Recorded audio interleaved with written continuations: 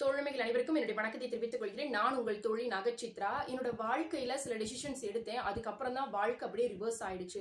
So அந்த முடிவுகள்ல இருந்து நான் கைவிடலாம் அப்படின்னு நினைச்சிருக்கேன் அப்படின்ற ஒரு முடிவை நீங்க எடுத்திருந்தாலும் சரி, இல்ல உங்க ஃப்ரெண்ட் அந்த முடிவை எடுத்திருக்காங்க அப்படின்னாலும் இந்த ஒரு வீடியோ உங்களுக்கானதா. உங்க ஃப்ரெண்டுக்கும் இதை ஷேர் பண்ண மறக்காதீங்க.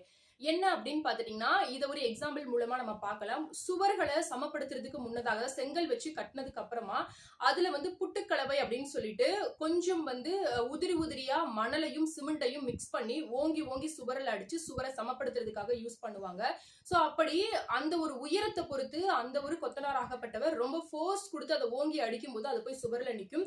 அதுக்கப்புறமா தான் அவங்க கொஞ்சம் லிக்விட் கன்சிஸ்டன்சில இருக்கக்கூடிய சிமெண்ட் கலவை வச்சு அதை சமப்படுத்துவாங்க.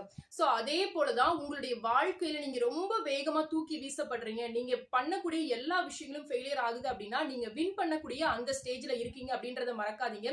இந்த நேரத்துல உங்களை நீங்களே உங்களுடைய முடிவுகள்ல இருந்தும் உங்களுடைய முயற்சிகள்ல இருந்தும் நீங்க பின்வாங்கினீங்க அப்படின்னா நீங்க அழகான சுவரா சித்திரமா மாற வேண்டிய அந்த உங்களை நீங்களே பின்வாங்க பண்றீங்க. நீங்க தோற்பதற்கு காரணமா நீங்க தான் இருக்கிறீங்க அப்படின்ற ஒரு விஷயம் தான் இந்த இடத்துல சொல்லப்படுது.